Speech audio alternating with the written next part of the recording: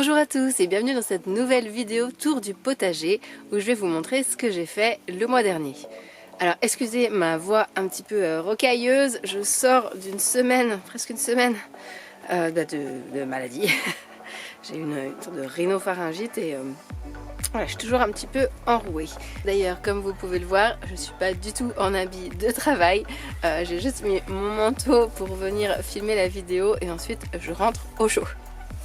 Alors commençons par la serre. Lors du dernier épisode, vous aviez vu de la terre à nu. Et je vous avais dit que j'avais semé du trèfle incarnat, de la vesse et de la moutarde. Eh bien ça pousse, ça pousse, ça pousse. Ce qu'on voit surtout, c'est la moutarde. On a un petit peu de vesse ici par exemple. Vous voyez, c'est une plante grimpante. Et le trèfle, il est encore tout petit. C'est vraiment ce qui a poussé en dernier. Donc je suis plutôt contente, même si voilà, à certains endroits, je trouve qu'il n'y a pas beaucoup de vesse. À d'autres, il y en a un petit peu plus. Je pense que ça fera l'effet escompté, c'est-à-dire enrichir le sol au début du printemps quand je vais tout couper et enfouir. Donc voilà, une très bonne chose. J'ai juste à venir arroser tous les 3-4 jours. Parce que bon, vu que la météo est très humide, la terre sèche vraiment peu. Alors, je profite qu'il y ait quelques rayons de soleil pour tourner la vidéo. Mais bon, je vais aller quand même rapidement, par exemple sur ces zones-ci où on voit juste les arbres fruitiers qui ont perdu leurs feuilles. Pas très intéressant. Ici, il reste quelques framboises sur des branches qui ont l'air un petit peu mortes. Il faudra que je les taille. Voilà. Bon, qu'est-ce que j'ai j'ai récolté quelques poireaux. En fait, de temps en temps, je prends un poireau pour la soupe, pour faire une petite fondue poireaux champignons. Mais dans cette partie, il ne se passe pas grand-chose. Ici, si, il y a les choux de Bruxelles.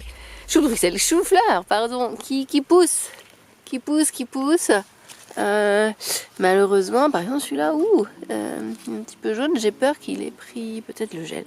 J'avoue, comme c'est la première fois que je fais des choux-fleurs, je sais pas trop comment faire. Je les ai semés, je les ai fait en sorte qu'ils poussent, mais maintenant, bon, je les laisse un petit peu faire leur vie. Mais par exemple, celui-là, il a l'air super gros, super beau, mais il n'y a pas la fleur du chou-fleur. Il n'y a pas le centre. Bon, on verra. On verra ce que ça donnera. Il y a beaucoup de gens qui m'ont dit que c'était difficile. Oh, et regardez ceux-là. Ils se sont fait complètement dévorer par les limaces. Oh oui, regardez. Ils ont une chenille. Une chenille, bah oui, les chenilles pirates du chou, ça. Ouais, je pense que c'est la pirate du chou. Je vais regarder sur internet.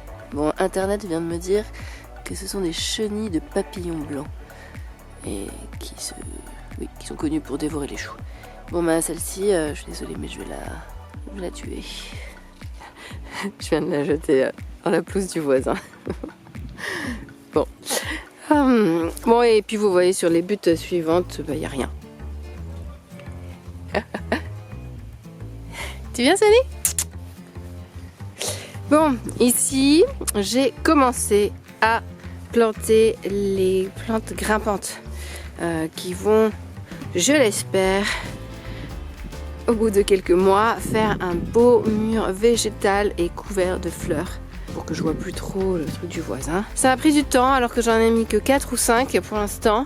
J'ai commandé une quinzaine de plantes grimpantes. J'ai reçu donc un beau colis et j'ai commencé à creuser les trous et à les planter. Mais en fait, ici, c'est une zone qui est très, comment dire... il y a beaucoup de mauvaises herbes de l'autre côté, en fait.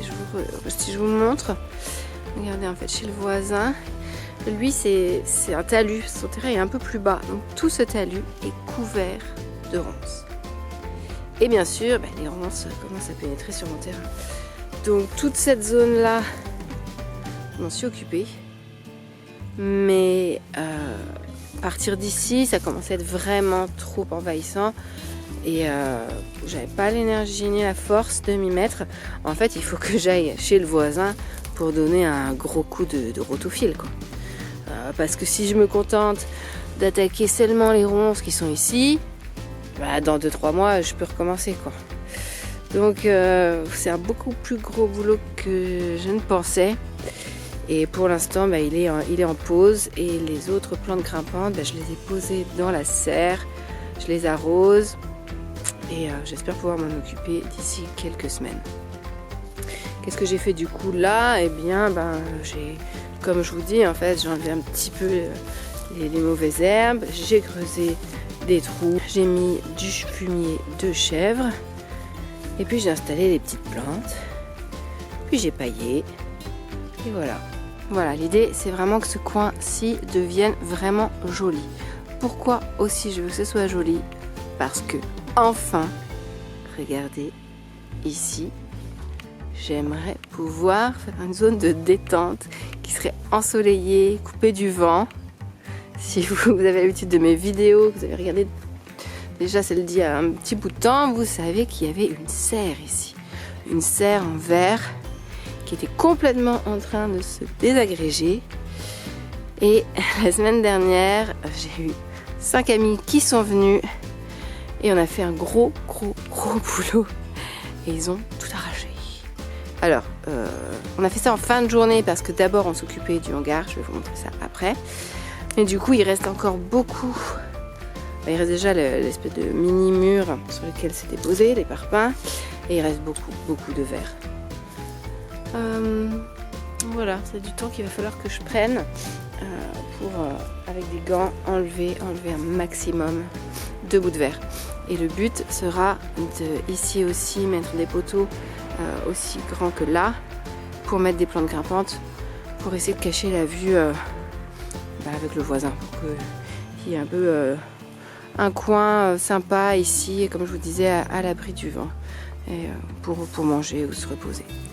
Maintenant, je vous montre ce qui me plaît le plus. Oh, il y a Sonny qui attend, elle veut rentrer. Elle en a marre. Alors, d'abord, je vous montre encore du bazar. Regardez ça. Vous allez me dire, mais Marion, tu nous dis que t'as bossé. En fait, c'est encore pire qu'avant. Oui, on dirait. Mais en fait, non. Parce que je me suis occupée de la grange. Tadam! Alors je vous montre comment était la grange avant. Alors une vue de comment c'était avant. Et du bazar incroyable qu'il y avait à l'intérieur. On peut à peine marcher, on peut rien retrouver. Et il y a énormément de choses qui ne servent absolument à rien, qui appartenaient même aux anciens propriétaires, que je n'ai jamais utilisé, que je n'utiliserai jamais. Donc grosse opération déchetterie. On a passé, je dirais bien 4 heures à tout vider et à remplir les remorques. On a emmené 6 remorques à la déchetterie.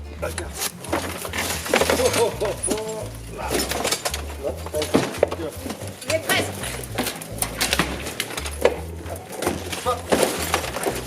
Ouais, ça c'est du verre. T'as vu ça à la fin? Ouf là, il est cassé là.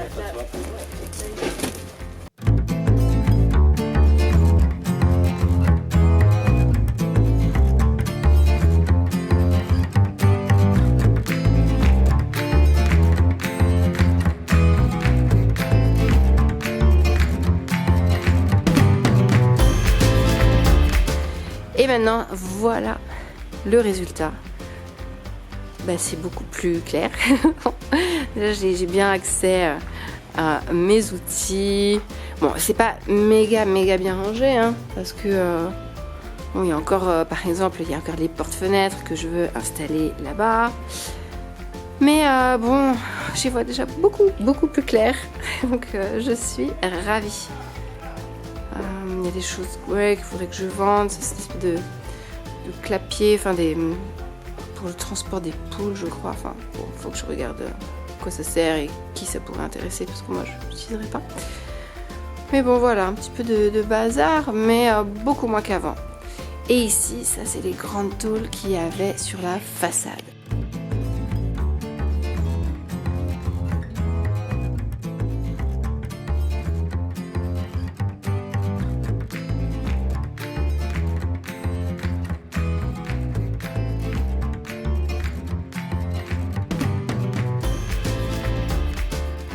Et du coup, il y a beaucoup plus de lumière dans la grange et on voit vraiment que la structure est belle. Ah oui, on est d'accord, la tôle, elle est affreuse. Je suis d'accord. Mais le bois, regardez, la structure, comme elle est joliment faite, quoi. Ce croisé, là, et là, il y a du beau bois, quoi. Alors, le but, ça va être de faire une... en fait, il y aura une ouverture qui sera quand même très grande parce que je veux faire rentrer une caravane que j'aimerais retaper pour faire une espèce de bar à sirop, enfin en tout cas pour transporter mes produits sur les marchés l'été prochain. Donc une grande ouverture, mais au moins tout le haut et une petite bande de chaque côté, mettre du joli bardage. Regardez le bois, je l'ai là, je vais vous le montrer. Trop joli, regardez, il y a l'écorce. Oh, on va pas voir grand chose, il fait sombre.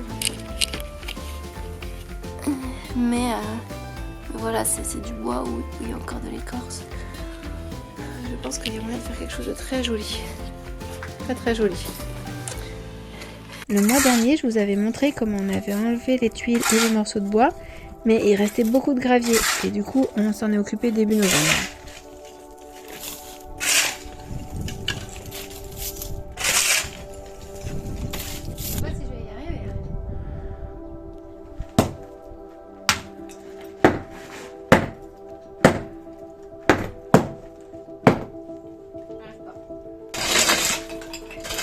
C'est cool, on voit le sol, mais on voit aussi que c'est pas du tout droit, il est ondulé. Donc on va avoir du boulot pour faire la dalle. Oh, mais c'est pas très solide ça. Je vais m'écraser les pieds par contre.